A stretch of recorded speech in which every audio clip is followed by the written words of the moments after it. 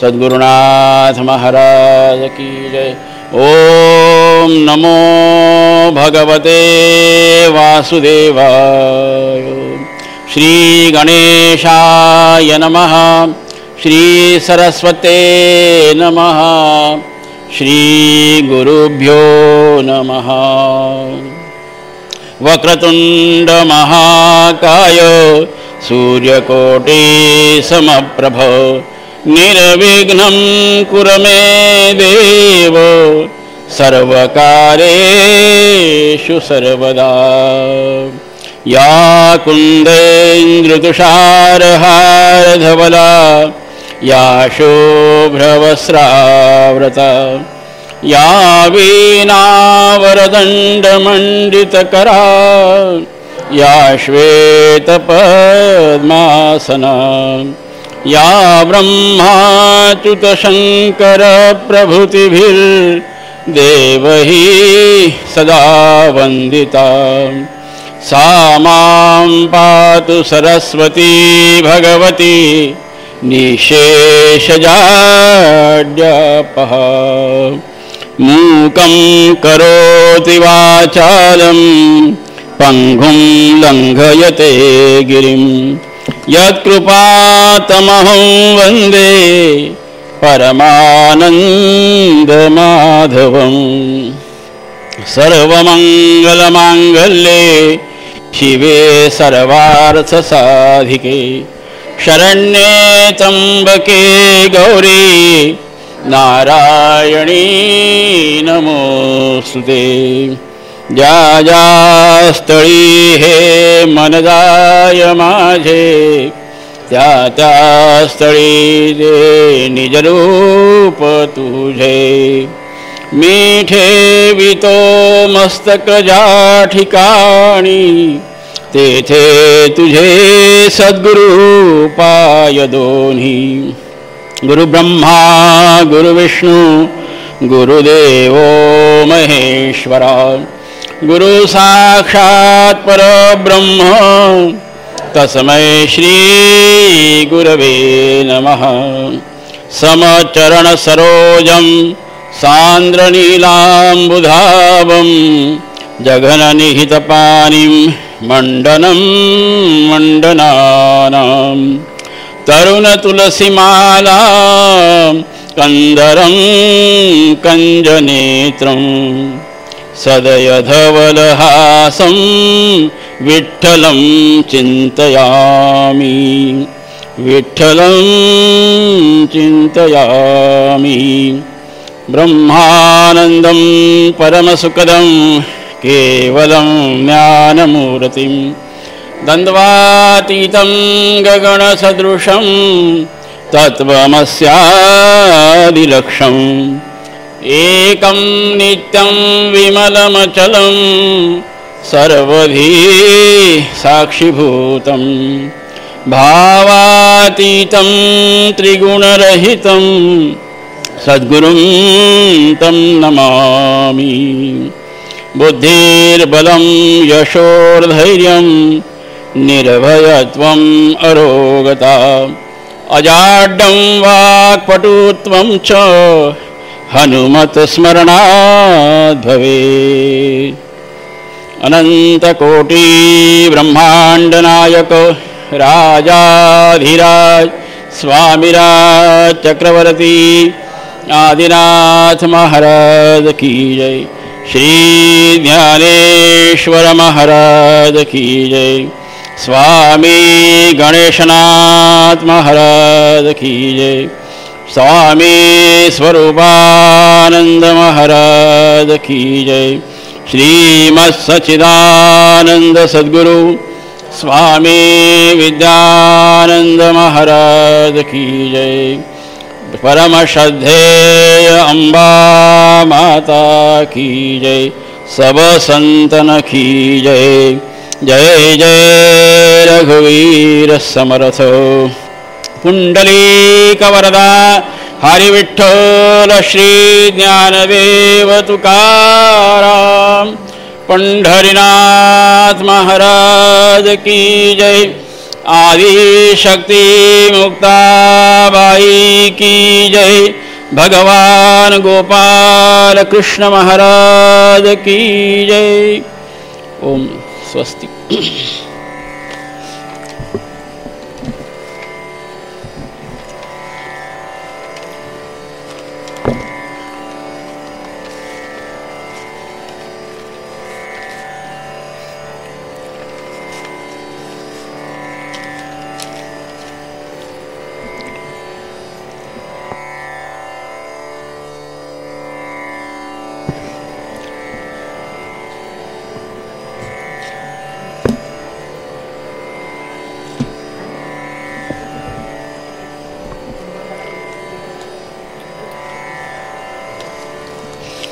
आपण मधुराष्टक म्हणूया. अदनं वधुरं वदनं मधुरं नयनं मधुरं हसितं मधुरं. अदनं अधरं मधुरं वदनं मधुरं नयनं मधुरं हसितं मधुरं. हृदयं मधुरं गमनं मधुरं मधुराधिपतेरखिलं मधुरं. वचनं मधुरं चरितं मधुरं वसनं मधुरं वलितं मधुरं. चलितं मधुरं भ्रमितं मधुरं मधुराधिपतेरखिलं मधुरं.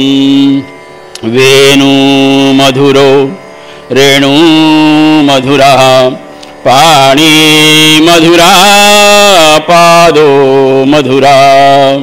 नृत्यं मधुरं सख्यं मधुरं मधुराधिपतेरखिलं मधुरं. नृत्यं मधुरं सख्यं मधुरं मधुराधिपतेरखिलं मधुरं. गीतं मधुरं पीतं मधुरं भुक्तं मधुरं सुप्तं मधुरं. रूपं मधुरं तिलकं मधुरं मधुराधिपतेरखिलं मधुरं. करणं मधुरं तरणं मधुरं हरणं मधुरं स्मरणं मधुरं. वमितं मधुरं शमितं मधुरं मधुराधिपतेरखिलं मधुरं. गुंजा मधुरा माला मधुरा यमुना मधुरा वीची मधुरा. सलिलं मधुरं कमलं मधुरं मधुराधिपतेरखिलं मधुरं. गोपी मधुरा लीला मधुरा युक्तं मधुरं मुक्तं मधुरं. दृष्टं मधुरं शिष्टं मधुरं मधुराधिपतेरखिलं मधुरं. गोपा मधुरा गाओ मधुरा यष्टिर्मधुरा सृष्टिर्मधुरा. दलितं मधुरं फलितं मधुरं मधुराधिपतेरखिलं मधुरं. मधुराधिपतेरखिलं मधुरं. गोपाल कृष्ण भगवान की जय.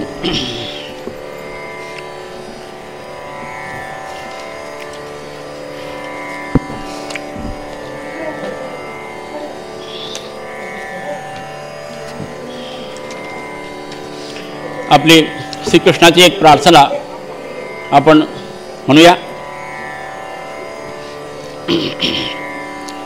मधुसूदन मधुरा मधुसूदन मधुरा. ध्यान शुभं कर योगी गिरिधर कृष्णाय दुकुमरा कृष्णाय दुकुमरा मधुसूदन मधुरा मधुसूदन मधुरा सुख श्यामलतन मधुकर मनहर तूच मुकुंदा अमृत सागर गोपी मन मधुरा मधुसूदन मधुरा मधुसूदन मधुरा प्रेम कुंभरुधई मम भरला भक्ति भावने उसळत आला अमर बिंदु मधुरा मधुसूदन मधुरा मधुसूदन मधुरा अज्ञ मूढमी ज्ञान रवितु कर्मिरतमी कर्मातीत तू पावन करी मधुरा मधुसूदन मधुरा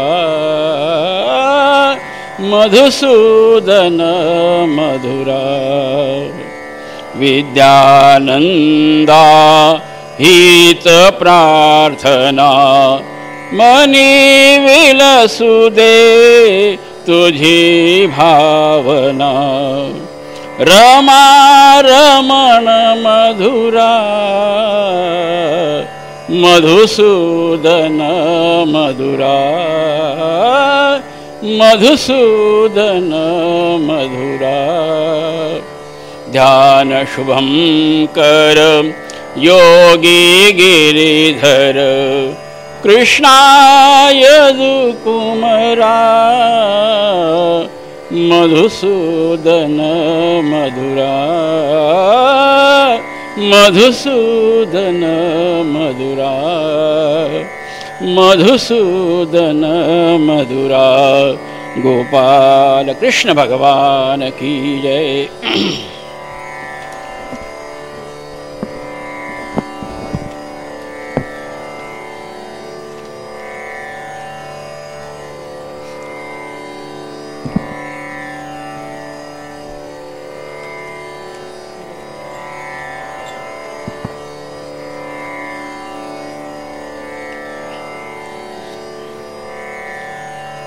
हरि ओम।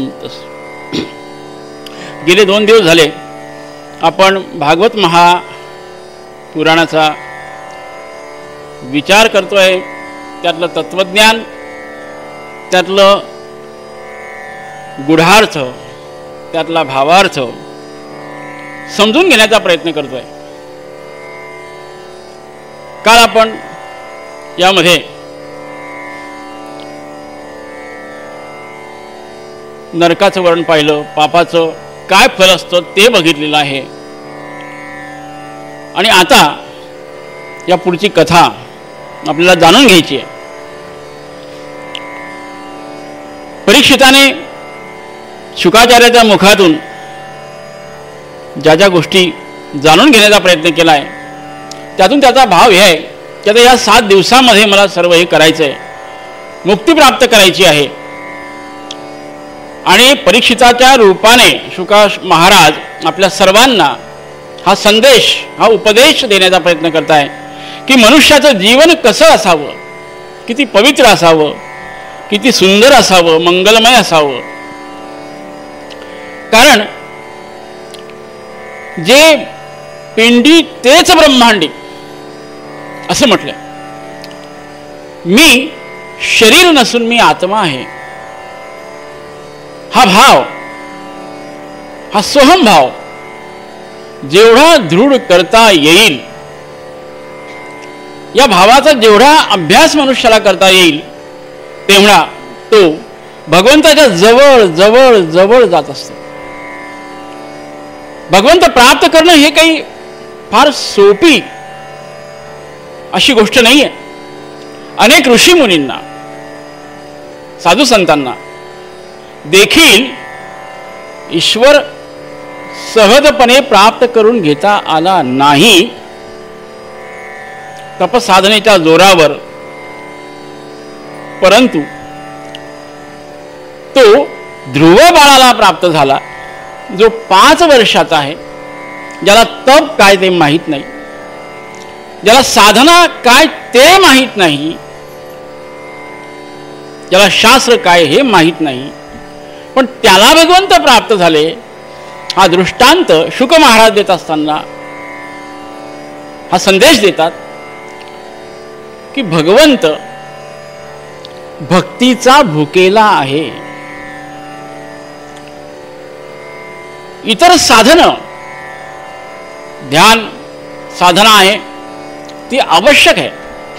कारण मी काल बोललो की ज्ञान मार्ग हा विहंगम मार्ग आहे. पक्षाच्या वेगाने त्या फळावर आपल्याला झेप घ्यायची आहे. भक्ती मार्ग त्या मानाने थोडा हळूहळू जाणारा मार्ग आहे, पिपलिका मार्ग आहे.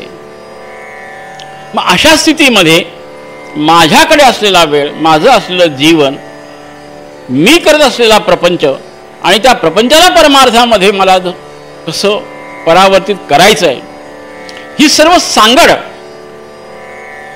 हे सर्व ॲडजस्टमेंट मला याच जन्मात करायची आहे. पुढे कुठला जन्म मिळेल हे सांगता येणार नाही. हा नरदेह जो दुर्लभ आहे, स्वर्गाधिक देवांना देखील दुर्लभ असलेला हा उत्तम असा प्रकारचा नरदेह मला प्राप्त झालेला आहे. आणि त्या नरदेहामधून मला ईश्वर प्राप्ती करून घ्यायची. आणि ईश्वर माझ्या मध्येच आहे, तो कुठे बाहेर नाही आहे. दूध असतं, दुधामध्ये लोणी आहे, तसं ईश्वर माझ्यामध्ये आहे, तो मला शोधायचा आहे, प्राप्त करून घ्यायचा आहे. दुधातून जर लोणी काढायचं असेल तर जितक्या कुशलतेने त्या दुधाचं दही करावं लागतं, त्याच कुशलतेने ते दही घुसळावं लागतं. आणि ते घुसळण केल्यानंतर, ते मंथन केल्यानंतर मग मला ते मऊ साररूपी लोणी प्राप्त करून घेता येतं. अशाच प्रकारची स्थिती माझी देखील आहे. मला आत्ममंथन करायचं आहे. मला माझ्या अंतरंगामध्ये हे आत्ममंथन करायचं आहे. याच्यामध्ये विकार भरलेले आहे, षडविकार भरलेले आहे. त्या षडविकारांच्या पुढे जाऊन जे शुद्ध, पवित्र, मंगलमय, कल्याणकारक तत्व आहे, लोणी रूपी, ईश्वर रूपी, ते मला प्राप्त करून घ्यायचे. तो प्रयत्न माझा असला पाहिजे. ते मला प्राप्त करायचं, ते माझं प्राप्तव्य आहे. तेव्हाच या मनुष्य जन्माची सार्थकता होणार आहे. अन्यथा जन्म आला आला आणि वाया गेला असं होईल. आणि पुन्हा ह्या 84 योनी भोगून मग केव्हा हा जन्म मिळेल याची कुठलीही शाश्वती नाही. म्हणून हा दुर्लभ आहे. म्हणून याची सार्थकता आपण केली पाहिजे. हेही शुक महाराज परीक्षिताच्या रूपाने आम्हाला सांगताय. परीक्षित त्याला शुक महाराजांनी नरकाचंही वर्णन केलंय की शुक महाराजांनी सांगितलंय की कर्म तैसे फल, जैसी करणी वैसी भरणी. ते सुटणार नाहीये. धृतराष्ट्राचंही उदाहरण दिलेलं आहे. कर्मफल सुटणार नाहीये आणि ते फल भोगताना ज्या अडचणी होणार आहेत, कर्म करताना मनुष्य सहज कर्म करून जातो, त्यावेळेस त्याला याची जाणीव नसते की मी काय चूक केलेली आहे. कर्मणो गहनो गती. पण त्याचं फल जेव्हा भोगायची वेळ येते तेव्हा मात्र मनुष्य हाय हाय करत असतो.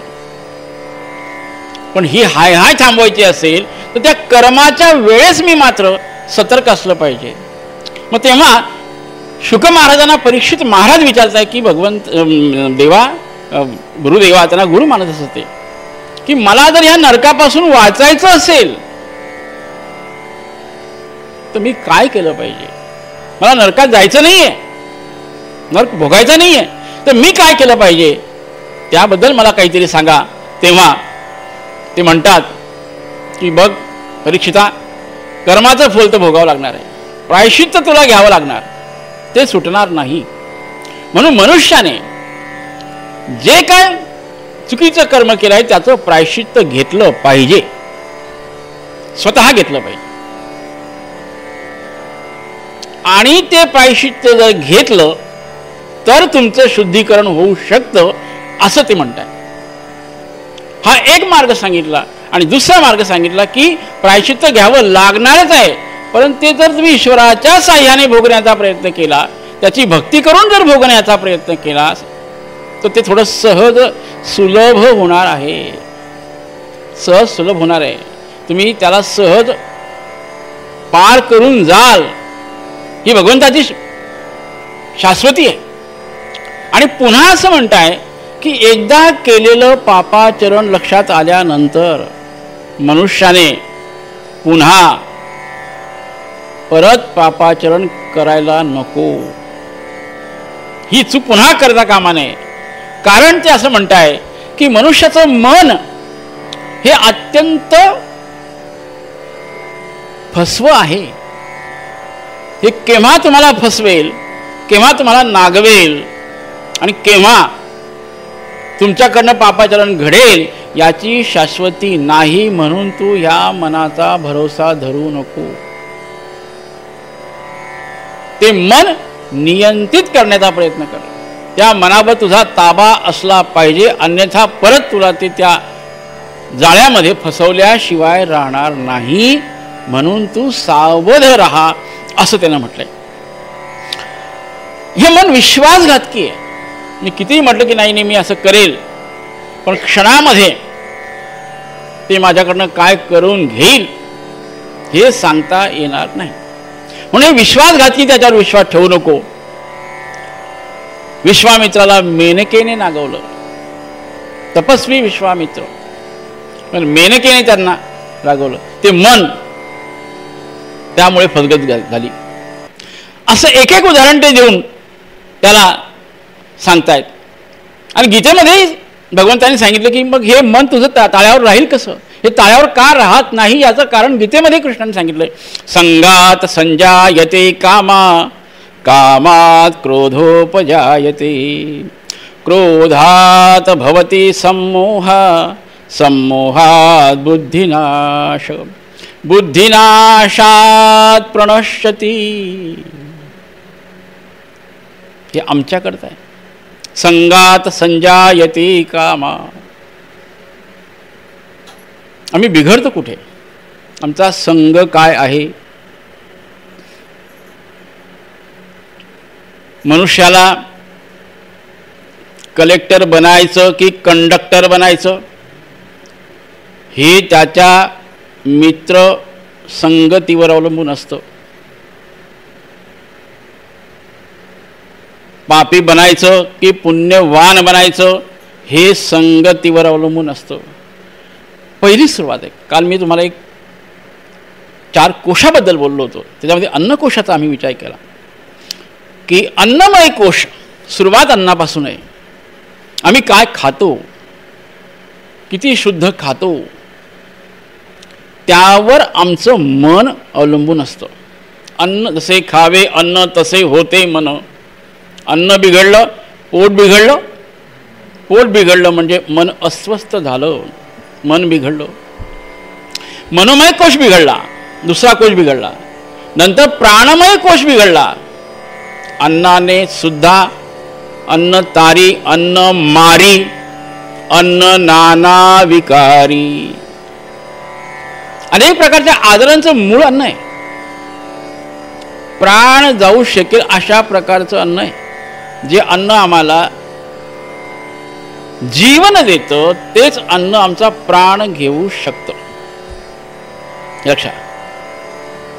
म्हणून जर अन्न गडबड झालं तर मन गडबड झाली, आणि मन गडबडलं म्हणजे प्राण गडबडला. प्राणांतिक वेदना, पोट दुखायला लागलं की गडबड गडबड होतं, माणूस रात्रभर झोप येत नाही, जीव जायची पाळी येते. काही रोग उद्भवला, जीव जायची पाळी येते. वास्तव का नाही आता याच्यातून? प्राणमय कोश बिघडला, श्वास बिघडला, प्राण बिघडला. आणि त्यामुळे चौथा जो कोश आहे आनंदमय कोश, ज्याच्यात आम्हाला जायचं आहे. आणि हे आनंदमय कोश म्हणजे सायुज्यता मुक्ती. देवाची द्वारी उभा क्षण भरी, तेने चारी मुक्ती साधिल्या.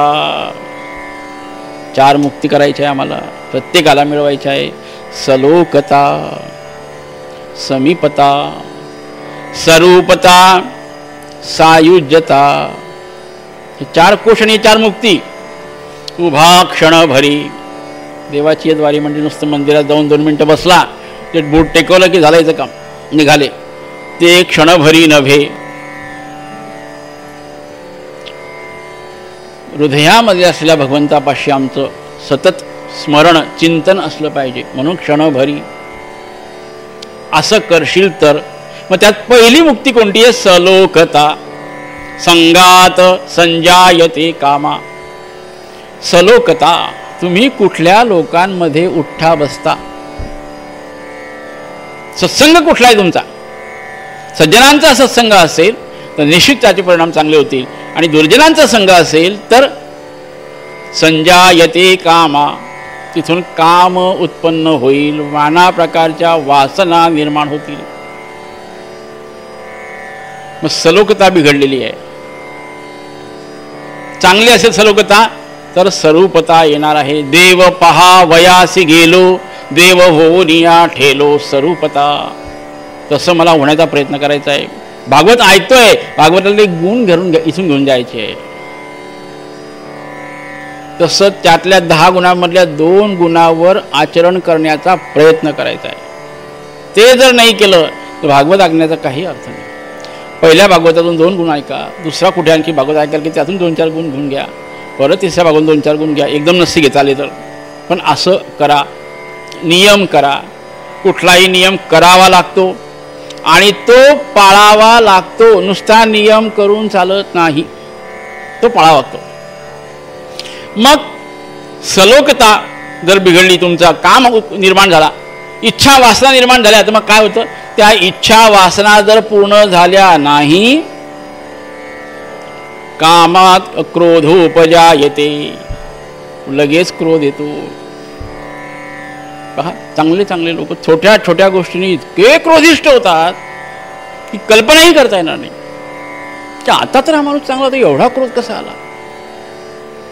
कारण वासना पूर्ण झाल्या नाही, इच्छा पूर्ण झाल्या नाही, म्हणजे क्रोध येतो, राग येतो, संताप येतो. आणि संताप हा, राग हा अतिशय वाईट आहे. किंवा काय करून घेईल सांगता येत नाही. मनुष्याचा राक्षस व्हायला क्षणाचा वेळ लागत नाही. अनेक खून दरोडे आपण बघतो. छोटी छोटी मुलं खून करतात, चोऱ्या करतात, वाईट कामं करतात. का? कारण हेच आहे की संगती चुकलेली आहे, सलोकता चुकली आहे, म्हणून स्वरूपता चुकलेली आहे. तसाच झाला तो. आणि मग क्रोधोप जायते, क्रोधात भवती सम्मोहा. मनुष्य क्रोधामध्ये असला की त्याची बुद्धी काम करणं बंद करून टाकते. बुद्धी म्हणते बाबा क्रोध आला ना, बुद्धी म्हणते माझं काम संपलं, दरवाजा बंद, तू तुझं बघ काय करायचं ते. क्रोधात बुद्धी काम करत नाही. फार कमी लोक असतात की ते क्रोधावर नियंत्रण आणू शकतात. ज्याने क्रोधावर रागावर नियंत्रण मिळवलं तो खरा जितेंद्रिय, तो खरा जितेंद्रिय. दशरथ राजा जितेंद्रिय, त्याने या सर्व पंच कर्मेंद्रिये आणि पंच त्या वासना यांच्यावर नियंत्रण मिळवून गेलं, म्हणून त्याला दशरथ म्हटलेलं आहे. क्रोधावर नियंत्रण मिळवणे अवघड आहे, सोपं पण आहे. करून बघा, होतं. ज्याने मिळवलं, संत हे सांगतात, ज्याने लोकांनी केला क्रोध पचवला, राग पचवला, तो खरा साधू ओळखावा. मग तो क्रोध आम्हाला पचवता आला पाहिजे, कारण क्रोध हा अतिपेक्षाही बलवान आहे. आणि मग बुद्धिनाश झालाय. मग काय झालं? संमोह. काय करावं कळत नाही. बुद्धिनाशात प्रणश्यती.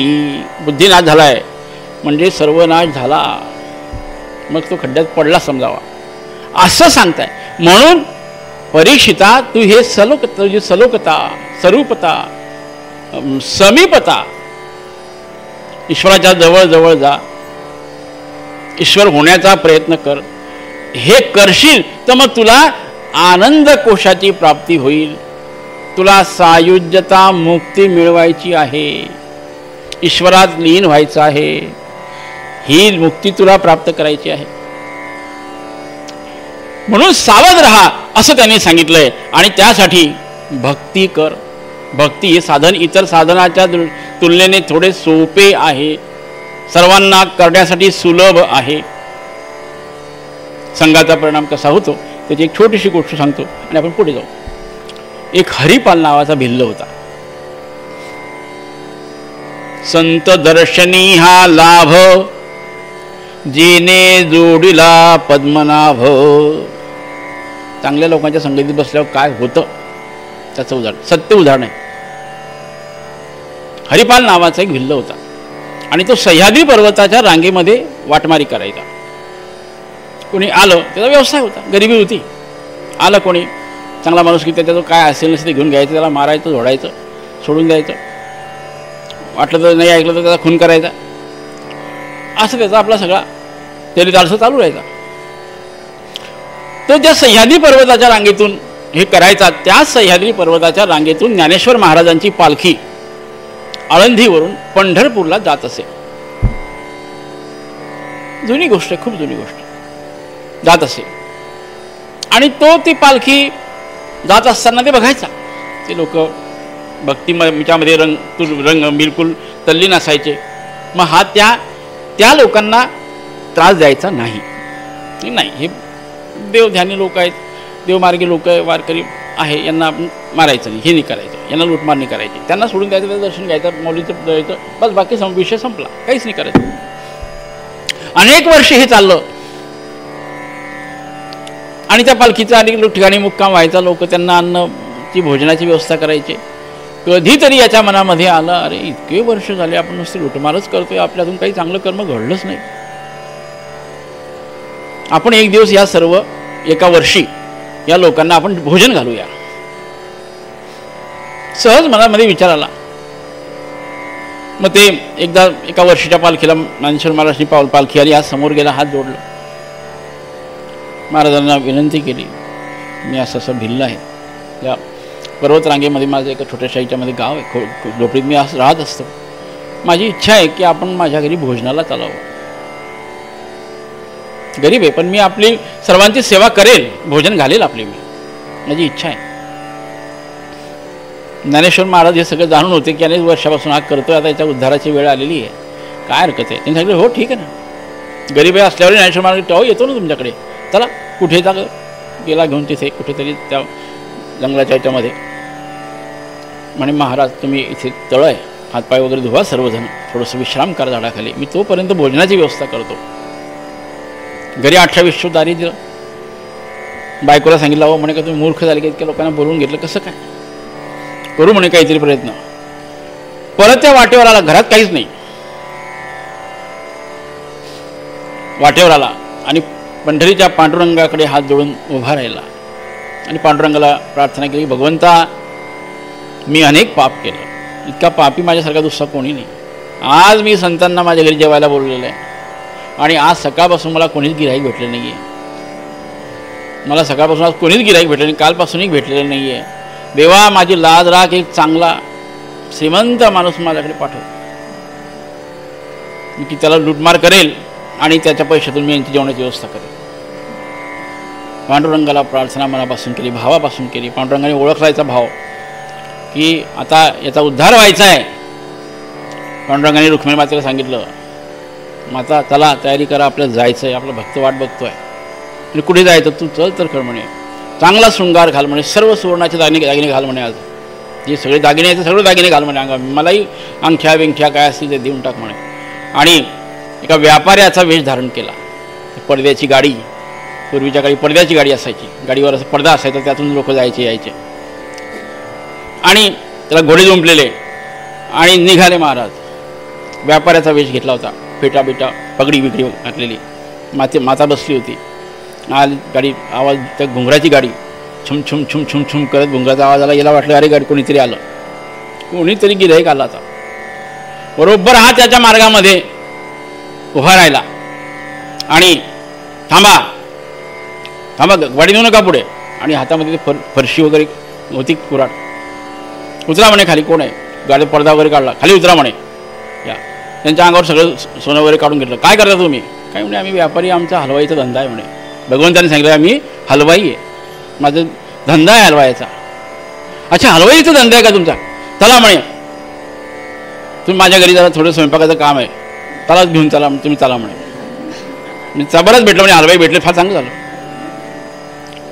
सोनंही भेटलं, तेही भेटलं, त्याला दुसरी डबल व्यवस्था झाली म्हणे आता आपली. आज चला म्हणे, नाही तर तुम्हाला मी इथेच मारून टाकेल म्हणे. ठीक आहे म्हणे, बाबा तू म्हणशील तिथे यायला तयार आहे. घरी आणलं, पटकन त्या दुकानामध्ये ते इकडे सामान वगैरे त्या आणलं, त्या व्यापाऱ्याकडनं काय गावातल्या ते सगळं उभं केलं.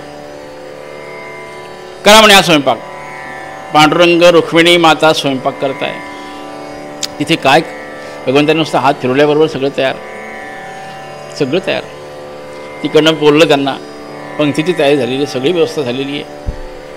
आणि सगळे वारकरी ज्ञानेश्वर महाराज जेवायला बसलेले.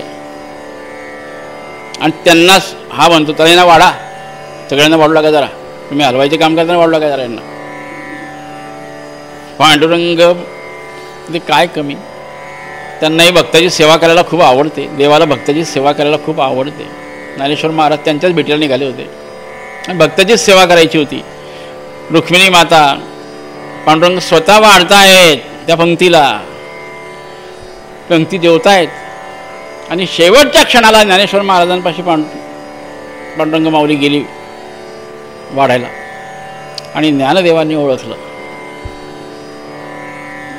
पांडुरंगा आपण वाढताय, तुम्ही आले. वा वा वा, काय आनंद ज्ञानेश्वर माऊलीचा की तुमच्या हातून मला आज भोजन मिळालं, प्रसाद मिळालं, इथेच तुम्ही मला माझ्या स्वागताला आले. आणि ते पंगत झाली. आणि याने ते बघितलं की तिथे काहीतरी हे बोलत आहेत. ज्ञानेश्वर महाराज त्यांच्याशी काहीतरी बोलले पाहिलं.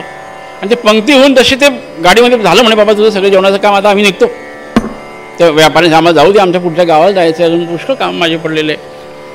ठीक आहे म्हणे, ते गाडीत बसले. आणि याने ज्ञानेश्वर महाराजांनी विचारलं की तुम्ही काय त्यांच्याशी, काय तुमचे ते उभे होते, तुमच्याजवळ काय बोलले होते तुम्ही? त्या भिल्लाने यांनी सांगितलं, अरे हे प्रत्यक्ष परब्रह्म होतं. प्रत्यक्ष पांडुरंग रुक्मिणी माता इथे आले होते हलवायच्या रूपाने, त्यांनी स्वयंपाक केला, त्यांनी आम्हाला जेव घातलं असं म्हणे. अहो मी त्यांच्याकडे हात जोडून प्रार्थना केली, ते होते म्हणे. हो, अरे म्हणे मी तर त्यांना लुटलं आणि त्यांना स्वयंपाकाला लावलं म्हणे. ज्ञानेश्वर माऊली एकच विनंती आहे, परत एकदा बोलवा, त्यांना आवाज द्या, ते चाललेले एकदा आवाज तुम्ही द्या, मला दर्शन घ्यायचं आहे. दर्शन नाही घेऊ शकत. पांडुरंग ज्ञानेश्वर महाराजांना वाटलं की आता याची उद्धाराचीच गती वेळ आहे. त्यांनी पांडुरंग, भगवंता क्षणभर थांबा. भगवंत थांबले. हरिपालाला ते चतुर्भुज दर्शन त्यांनी दिलं आणि त्याचा उद्धार केला. संगातचा हा परिणाम आहे, सत्संगाचा हा परिणाम आहे. कोणाच्या संगतीने काय होईल सांगता येत नाही, म्हणून संगती चांगली असावी ही सत्य घटना आहे. अनेक वर्षापूर्वीची घटना आहे, म्हणजे 750 वर्ष तर आता ज्ञानेश्वर माऊलीला झालेलं आहे. त्या काळची घटना असावी, 600-700 वर्षापूर्वीची घटना असावी, ही सत्य घटना लिहून ठेवली. म्हणून संतांच्या संगतीमध्ये राहा. ते केव्हा तुम्हाला देवाला भेटून देतील हे सांगता येणार नाही. केवळ संत आणि गुरु हेच तुम्हाला देवाची भेट घालून देऊ शकतात. दुसरा कोणीही देवाची भेट घालून देऊ शकत. गुरुला जास्त महत्त्व आहे. म्हणून गुरु ब्रह्मा, गुरु विष्णू, गुरुदेव महेश्वरा, गुरु साक्षात परब्रह्म तस्मै श्री गुरवे नमः. गुरुला शरण जा, गुरुला शरण जा. पूर्व सुकृताची जोडी म्हणून विठ्ठले आवडी. गुरु भेटला याचा अर्थ पूर्वजन्मीचं चांगलं कर्म होतं म्हणून भेटलेलं आहे. ते सोडू नका, त्याचा फायदा घ्या असं त्यांनी सांगितलं आहे. आणि साधना केल्याशिवाय, ध्यान केल्याशिवाय राहू नका. सत्संगामध्ये सुद्धा एक अडचण आहे. एक महाराज नदीच्या किनारी राहत होते. साधू संत फार श्रेष्ठ महाराज होते. आले म्हणून सांगतो 2 मिनिटात. कोणीतरी सांगितलं की यांच्याजवळ परीस आहे. कोणीतरी त्याची चर्चा होती की हे जे महाराज इथे राहतात झोपडीमध्ये, यांच्याकडे परीस ठेवलेला आहे. परीस तर परीस आहे असं ऐकून तिथल्या एका व्यक्तीनं प्रयत्न केला की आपण हा परीस शोधला पाहिजे, त्या महाराजाकडनं घेतला पाहिजे, म्हणजे आपल्याला सोनं दाणं भरपूर मिळेल. असं म्हणतात की परीस सोन्याला लावला म्हणजे त्याचं सोनं होतं, आपण घेऊ. मग ते त्या झोपडीमध्ये जाऊन त्या महाराजाची सेवा करायला लागला, झाडलोट करायला लागला, कामं करायला लागला. त्यांची मनामध्ये इच्छा परीसाची धरलेली आहे. आणि महाराजांनी ओळखलं की हा अर्थार्थी भक्त आहे, काहीतरी माझ्याकडे घ्यायला आलेला आहे. ठीक आहे, कशा का निमित्तानं होईना तो माझी भक्ती करतोय, ठीक आहे. एक दिवस ते महाराज स्नानाला मी नदीहून येतो, माझे सगळं स्नान संध्या करून येतो, तोपर्यंत साफसफाई करून ठेव, माझी पूजेची तयारी करून ठेव. ठीक आहे. ते गेल्याबरोबर याने ते त्यांचं सगळं सामान शोधायला सुरुवात केली. कुठे ठेवलेलं आहे, कुठे ठेवलं आहे का, इथे ठेवलं आहे का, तिथे ठेवलं का, सगळं उचक वाचक सुरुवात झालेली आहे. सगळं हुडकाहुडक केलेली आहे. परीस सापडलेला नाही आहे. विचार केला कसं काय लोक म्हणतात की त्याच्याकडे परीस आहे, कुठे तर दिसत नाही. खोटं बोलत आहे महाराज, काहीतरी कुठेतरी लपून ठेवलं आहे पण दिसतच नाही. आणि ठीक आहे, तेवढ्यात ते महाराज आले स्नान संध्या करून. याच्या मनामध्ये ते होतंच. मग यांनी विचारू का नको विचारू म्हणून हिमतीने त्या महाराजांना विचारलं. आणि महाराज खरं सांगू का, मी तुमची सेवा इतक्या दिवसापासून यासाठी करतोय की तुमच्याकडे परीस आहे असं मी ऐकलं आहे, पण तो कुठे दिसत नाही तुमच्याकडे परीस, मला दाखवाल का. महाराजांनी सांगितले हो नाही, माझ्याकडे परीस आहे. संतांकडे गुरुकडे परीस असतो आहे ना. कुठे तो डबा आहे म्हणे, ते समोरच आहे. हा काय, ही डबी आहे म्हणे. ह्या डबीत आहे म्हणे. लोखंडाची डबी होती, डबी लोखंडाची होती, त्या डबीत आहे म्हणे. हा लोखंडाच्या डबीमध्ये परीस मध्ये डबी कावर लोखंडाची झाली नाही म्हणे. लोखंडाच्या डबीत जर परीस आहे तर ही डबी लोखंडाची का झाली नाही. त्याच्या मनात शंका उत्पन्न झाली की हे खोटं सांगताय महाराज काहीतरी. असं कसं काय डबी लोखंडाची झाली नाही, डबी तर लोखंडाची दिसते बाहेरून, परीसमध्ये कसं काय असू शकतो. कुठे मतलब शंका आहे, तू उघडून बघ म्हणे आहे का नाही. त्यांनी डबी काढली तिथून समोर, इथेच होती म्हणे. मी बघितले पण नाही तिच्याकडे लोखंड, म्हणून त्याने पाहिलंच नाही तिच्याकडे. ती डबी उघडलीच नाही त्यानं की लोखंडात कसं काय परीस असू शकतो. लोखंडात परीस असूच शकत नाही, म्हणून ती डबी हातच आला नाही त्याने. बाकी सगळे डबे पाहून घेतले काय असेल नसेल ते. उघडली आणि ते परीस एका कापडामध्ये गुंडाळून ठेवलेला होता. कापडामध्ये तो परीस गुंडाळून त्या डबीत ठेवला होता. आणि मग त्या गुरुजींनी त्याला सांगितलं अरे परीस आहे ना हा काय, पण हा कापडात गुंडाळून ठेवला आहे. जोपर्यंत हे कापडाचं आवरण दूर होणार नाही तोपर्यंत ही डबी सोन्याची होणार नाही. म्हणून ती डबी सोन्याची दिसते तुला, म्हणजे लोखंडाची दिसते, पण परीस आहे त्याच्यामध्ये. कापडात गुंडाळून ठेवलाय मी त्याच्याकरता. हा कापड काय आहे, परीस आमच्याकडे आहे, आत्मा आमच्याकडे आहे, गुरुजवळ पण आहे, पण तो कापडामध्ये गुंडाळून ठेवलेला आहे म्हणून तो भेटत नाही. मग ते कापड काय आहे, ते कापड आमच्या वासना आहेत, आमचा मत्सर आहेत, आमचे षडविकार आहेत. याचं जाळमट जोपर्यंत दूर होणार नाही तोपर्यंत परीस प्राप्त होणार नाही, आत्मा प्राप्त होणार नाही. नदीवर तलावावर आपण जातो, त्याच्यावर असं हिरवं हिरवं हिरवं असं ते शेवाळ जमा झालेलं असतं. वरून शेवाळलंय पाणी, पूर्ण हिरवंगार दिसतंय, पूर्ण शेवाळ आहे. ते शेवाळ थोडंसं तुम्ही दूर करा, त्याच्या खाली नितळ पाणी आहे. तर शेवाळ दूर करण्याची गरज आहे. की वासनारूपी शेवाळ जे आहेत ते दूर झाल्याशिवाय भगवंत भेटणार नाही, तो परीस आहे हे लक्षात घेतलं पाहिजे. असंही व्यास महाराज शुकाचार्याच्या रूपाने परीक्षिताला आणि आम्हाला सांगताय. आता पुढचा भाग जो आलेला आहे तो आपण सुरुवात करूया. सच्चिदानंद रूपाय विश्वोत्पत्त्यादि हेतवे तापत्रय विनाशाय श्रीकृष्णाय वयं नमः. अजामिळाची कथा सांगितली की सत्संगाचा काय परिणाम होतो, सत्संगाचा परिणाम काय होतो हे अजामिळाच्या कथेने सांगण्याचा प्रयत्न करताय महाराज. अजामिळ हा कान्यकुब्ज ब्राह्मण होता. अत्यंत धार्मिक, सत्वशील, धर्मनिष्ठ, सत्य भाषण, सत्य आचरण करणारा होता.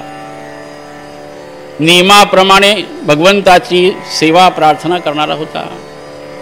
सुशील अशी पत्नी घरी होती, सगळं होतं. दररोज सकाळी नियम होता, नदीवर स्नानाला जायचो. स्नान करून येताना एका बागेमध्ये काही फुलं असायची, देवासाठी ते फुलं तोडायचे आणि ते घरी आणायचे. देवपूजा करायची, फुलं व्हायची देवाला भक्तिभावाने. ते सगळं भक्तिभावाने चालू होतं. एक दिवस सकाळी 4 वाजता आंघोळीला गेला. आंघोळ करून येत असताना एका बागेमध्ये फुलं तोडायला गेलेला आहे. त्या बागेमध्ये त्याने एक वेश्या परपुरुषाबरोबर पाहिलेली आहे. हे दृश्य त्याच्या डोळ्यास पडलेलं आहे. वेश्या अतिशय सुंदर होती, नखशिकांत सुंदर होती. आणि ते बघितल्यानंतर लगेच त्याच्या मनाने त्याला धोका दिलेला आहे. आणि धोका दिल्यामुळे हा त्या वेश्येवर भाळलाय. मनाचा हा स्थायी भाव आहे, दगा देणे, धोका देणे. एक चूक त्याच्याकडनं ही झाली. तिचं रूप पाहून, ती कामक्रीडा पाहून याच्या मनामध्ये विषय वासना निर्माण झालेली आहे. आणि ते विषय वासना निर्माण झाल्यामुळे हा तिच्यावर भाळला. भाळल्यानंतर हा तिच्या मागे मागे जाऊ लागलेला आहे. एवढंच नाही, हे आपलं सगळं विसरला की आपण कोण आहोत, कुठल्या कुलामध्ये आहोत, आपलं काय धर्म आहे, सगळं विसरला क्षणामध्ये. संगात संजायते कामः. तिच्या घरी गेला वेश्येच्या आणि तिला तो प्रेमाने तिला वश करण्याचा प्रयत्न करतोय. तिला सांगतोय की माझ्या घरी भरपूर आहे, तू माझ्या घरी चल, मी तुला माझी पट्ट आणि बनवेल, माझ्या घरी राहा, चल. ती वेश्या तिथं काय, तिथं तो व्यवसाय होता. आणि त्याप्रमाणे तिने होकार दिलेला आहे की चांगलं गिऱ्हाईक आपल्याला मिळते, सगळा आनंद मिळणार आहे, सगळ्या गोष्टी उपभोगायला मिळणार आहे, तर मग काय कशाला असे रिकामी काम करायचे म्हणून ती त्याच्या घरी आलेली आहे. तिला घरी आणलंय. घरी आणल्यावर बायकोचे त्याचे भांडणं झालेले आहे की हे काय करताय तुम्ही, तुम्हाला कळतंय का. बायकोने अनेक परोपरीने समजवण्याचा प्रयत्न केला की हो फार मोठी चूक करताय तुम्ही, तुम्ही विष्णू भक्तात, देवाची इतके भक्तात आणि करता काय. संमोहात बुद्धी नाशा. संमोहित झाला त्या वेश्येवर. बायको सांगितलं नाही इथेच राहील, घरात राहील, तिला इथेच ठेवायचं आहे मला. बायकोने असं करू नका, करू नका. वाद झाले, भांडणं झाले. शेवटी अजामिळाने आपल्या पत्नीला घरातून बाहेर काढलेलं आहे. तू निघून जा. हाकलून दिलं आणि हिला घरी आणलेलं आहे. श्रीमंत होता, एक कमी तशी कमी नव्हती, श्रीमंतीचा अर्थ काही कमी नव्हती घरी. आणि एके दिवशी त्याच्या त्या घरावरून 4 बैरागी 4 भिक्षेकरी चालले होते आणि याच्या दारशी ते थांबले. ओम भवती भिक्षां देही. ते ऐकल्याबरोबर त्याची ती वेश्या ठेवली होती ती आली बाहेर, तिने भिक्षा दिली आणि म्हणाली, महाराज आता जेवणाची वेळ आहे, जेवण करून जा. ते बैरागी म्हणाले की नाही, आम्ही असं जेवण घेत नाही, आम्ही कोरडी शिधा घेतो, कोरडी भिक्षा आम्ही घेतो, तू आम्हाला कोरडा शिधा दे, आम्ही तिथे नदीच्या किनारी जाऊन हे सर्व आम्ही जेवण वगैरे करू. घेतलंय तिच्याकडनं, जेवण वगैरे केलं आहे. आणि जेवण केल्यानंतर अजामिळ तिथे आला. त्याने बघितलं की अरे आपल्या इथे बैरागी आले, यांचं जेवण इथेच त्यांनी बाहेर करून खाल्लं होतं सगळं जेवण वगैरे. आणि त्यांना जाताना वाटलं त्या बैराग्यांना की ही गर्भवती दिसते, ही गर्भवती दिसते. तर 9 मुलं आधी झाले होते आणि 10व्यांदा गर्भवती होती. तर हिला आपण काहीतरी त्याच्या घरचं त्याचं खावं, मीठ ज्याचं खावं, आपण म्हणतो ना पोळी त्याची वाजवावी टाळी, तर हिला काहीतरी आपण चांगला आशीर्वाद द्यावा. म्हणून त्यांनी त्या अजामिळाच्या पत्नीला सांगितलं की तुला पुत्र होईल. अजामिळ पण तिथे होता आणि अजामिळाला सांगितलं की का रे बाबा, तू आम्हाला काही दक्षिणा अजून दिली नाही. अजामिळ म्हणे, अहो मी तुम्ही माझ्या घरी जेवण केलं, थांबले, एवढंच भरपूर झालं म्हणे, मी तुम्हाला अजून लुटमार नाही केली तुमची. कारण हा सगळं विचार करायला लागला होता त्या वेश्येमुळे. लुटमार, लोकांना फसवणे, बुडवणे, हेही धंदे सुरू होऊन गेले होते. ते सगळं आचरण भ्रष्ट होऊन गेलं होतं. नशीब म्हणा की मी तुम्हाला तुमच्याजवळचं असलेलं लुटलं नाही म्हणे, हेच माझी गुरुदक्षिणा, म्हणजे हीच माझी दक्षिणा झाली म्हणे, असं त्यांच्याशी बोलला. ठीक आहे म्हणे, पण आमची एक विनंती, आमची एक अट मान्य कर म्हणे. काय म्हणे, तुला जो मुलगा होईल त्या मुलाचं नाव तू नारायण ठेवायचं. तो अजामिळ म्हणे, नारायण का बरं, काय गरज नारायण ठेवायची, नारायण हा कोण, नारायण कोण आहे म्हणे. त्या बैराग्याने सांगितले, नारायण आमचा देव आहे, आमचं आराध्य आहे, म्हणून आम्ही तुला नारायण ठेवायला सांगतो. नारायण ठेव, तुला काय नाव ठेवणे काय अडचणी येते, तुला ठेव नारायण. बरं ठीक आहे. त्याप्रमाणे ती निघून गेले बैरागी. 9 महिने पूर्ण झालेले, 10व्या महिन्यामध्ये तिला पुत्र झालेला आहे. आणि पुत्र झाल्यावर त्याचं नाव नारायण ठेवलेलं आहे. आणि पित्याला आपलं लहान मूल जास्त आवडतं, त्याच्यावर जास्त प्रीती असते असं म्हणतात. आणि त्याच्या म्हणजे 9 मुलं होऊन गेल्यानंतर थोडासा वार्धक्य आलं होतं, त्या काळात हा मुलगा झाला होता, म्हणून त्याच्यावर विशेष प्रीती होती. आणि तो दिसायला चांगला होता, पण तो प्रसाद म्हणून भेटला होता. म्हणून हा सतत नारायण नारायण नारायण म्हणायला लागलेला आहे. पण त्याच्या तोंडातून त्या नारायणाचा शब्द थांबायला तयार नाही आहे. नारायणा ये, नारायणा ये, जेवायला ये, झोपायला माझ्याजवळ ये, मी तुला झोळीत टाकतो. त्या नारायणावर विशेष प्रीती जुडलेली आहे. आणि त्या निमित्तानं अजामिळाकडून नारायणाचा जप सुरू झालेला आहे, नाम साधना सुरू झालेली आहे. नाम कसं का घ्याना, कोणी का घ्याना, भगवंत म्हणतो मी सर्वांचा उद्धार करणार आहे. मी वाल्याचा वाल्मिक केलेला आहे. रामाच्या ऐवजी मरा मरा म्हणत होता, त्याचाही उद्धार केला आहे. रावणाने दुष्टबुद्धीने माझं राम राम नाव घेतलेलं आहे, त्यालाही मी उद्धारगतीला प्राप्त करून दिलं आहे. कंसाने नाव घेतलेलं आहे, जरासंधाने नाव घेतलेलं आहे. कुठल्या का रूपाने तुम्ही भगवंताला भजा, नाम घ्या, भगवंत म्हणतो मी त्याची परत फेड केल्याशिवाय राहणार नाही. मग अजामिळ तर तिथे त्या मुलावर विशेष प्रीती, त्याच्यासोबत खेळतो आहे, नारायण ये नारायण ये नारायण ये. आणि असं होता होता होता तिथे 12 वर्ष त्याचं आयुष्य शिल्लक राहत असताना यमदूत आलेले. कारण हा पूर्वी त्यांनी जे पापकर्म केलं होतं त्या पापाचं कर्मफळ म्हणून यमदूत आलेले. आणि यमदूत त्याचा प्राण चोरून न्यायला निघालेले आहे. हे विष्णूला कळालं, नारायणाला कळालं. नारायणाने आपले दूत पाठवलेले की जा यमदूताला हात लावू देऊ नका, कारण त्याने माझं नाव घेतलेलं आहे, त्याच्यावर माझा अधिकार आहे त्याच्या प्राणावर. यमदूत त्याला नेऊ शकत नाही. विष्णूचे दूत आलेले आहे. विष्णूदूत सांगितले यमदूतांना, यमाला त्या दूतांना तुम्ही हात नाही लावायचा. तर म्हणे का, आमचा अधिकार आहे, यमाने आम्हाला पाठवलेलं आहे. म्हणजे नाही, आमच्या भगवंतांनी नारायणाने सांगितले की आमचा अधिकार आहे, कारण त्याने माझं नाव घेतलेलं आहे. अहो म्हणे हा पापी आहे, याला नरकात न्यावं लागेल मला. यमदूत म्हणताय. नाही म्हणलंय, तो त्याने नारायणाचं नाव घेतलं आहे, आमच्या भगवंताचं नाव घेतलं आहे, म्हणून आम्ही त्याला घ्यायला आलेलो आहे. असा वाद झाला आहे. तेव्हा त्यांनी विष्णुदांना समजून सांगितलं की असं नाही आहे, हे नारायणाचाच अधिकार आहे आणि अजून याचे 12 वर्ष बाकी आहे जन्माचे, म्हणून तुम्ही आता याला लगेच नेऊ शकत नाही. आणि त्याप्रमाणे त्यांनी त्या अजामिळाला अजून 12 वर्षाचं आयुष्य दिलेलं आहे.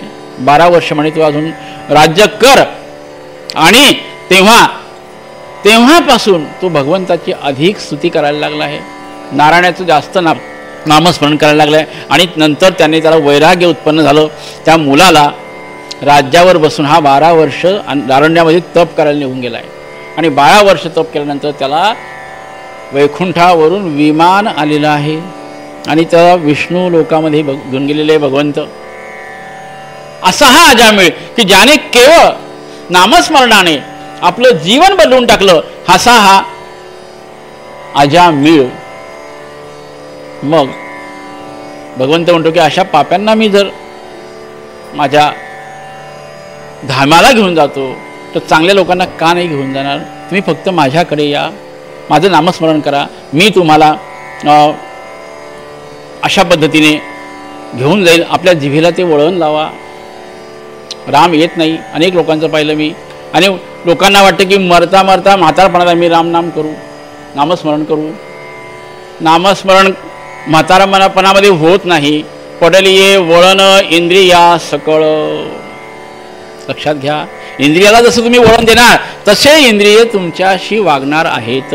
म्हणून इंद्रियाला लहानपणापासून वळण द्या.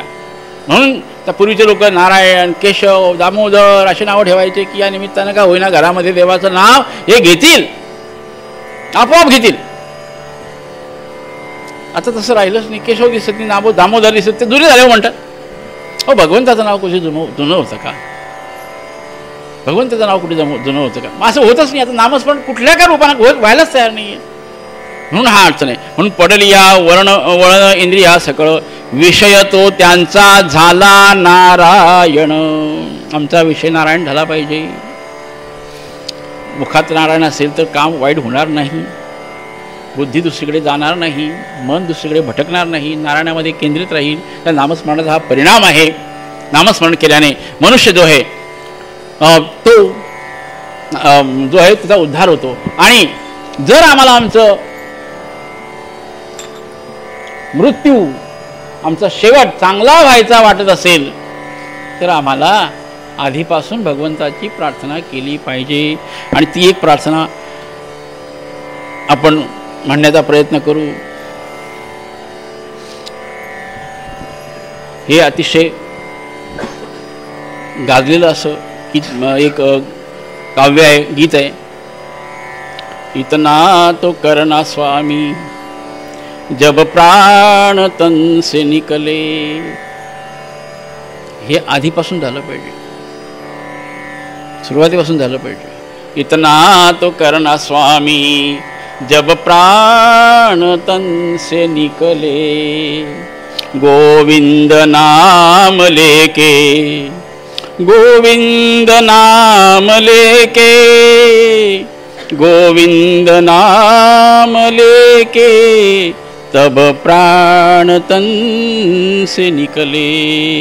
इतना तो करना स्वामी जब प्राण तन से निकले. श्री गंगा जी का तट हो, जमुना का वंशीवट हो. श्री गंगा जी का तट हो, जमुना का वंशीवट हो. श्री गंगा जी का तट हो, जमुना का वंशीवट हो. मेरा सांवरा निकट हो, जब प्राण तन से निकले।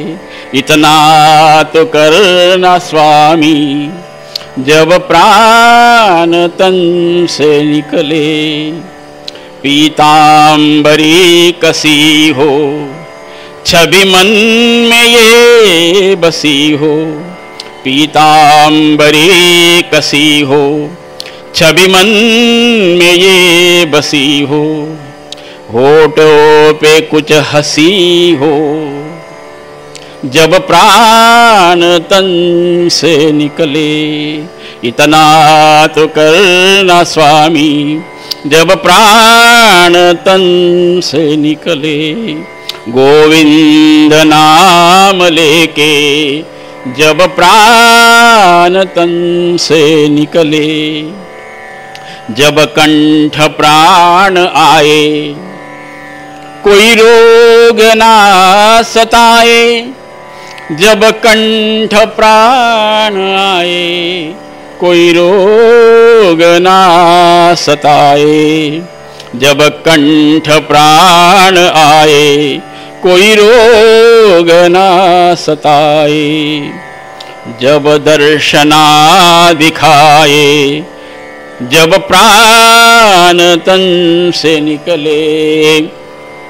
जब दर्शना दिखाए, जब प्राण तन से निकले। उस वक्त जल्दी आना, उस वक्त जल्दी आना।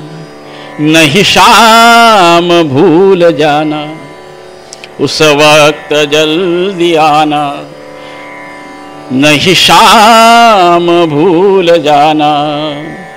राधे को संग लाना, राधे को संग लाना।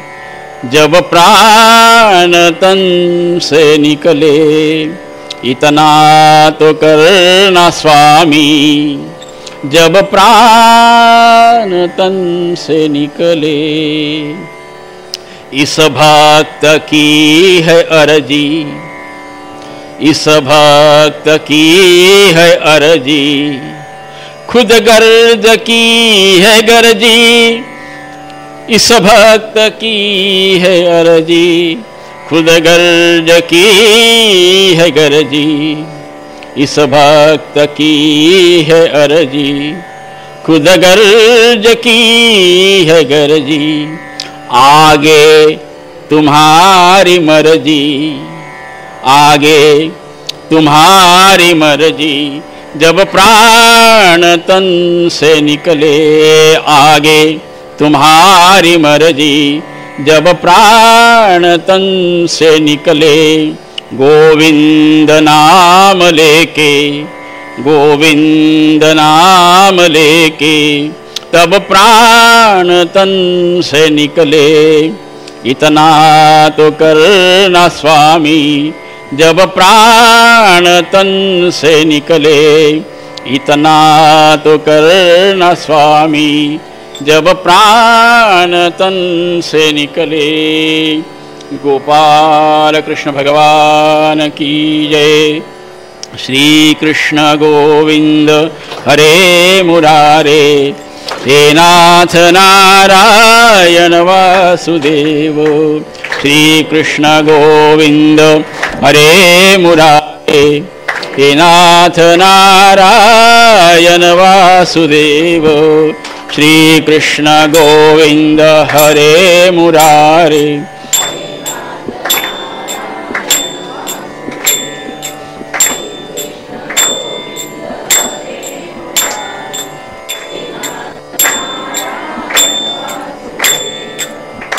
कृष्ण गोविंद हरे मुरारे। हे नाथ नारायण वासुदेव। श्री कृष्ण गोविंद हरे मुरारे। हे नाथ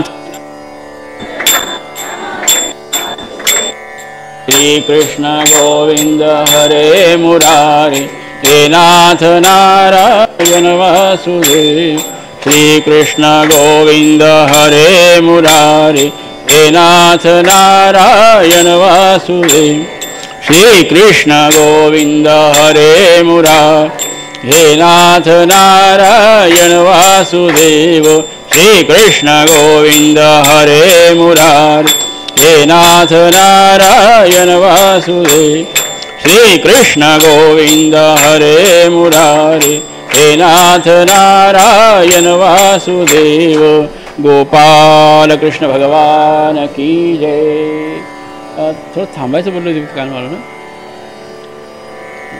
आपण चालू पुढे.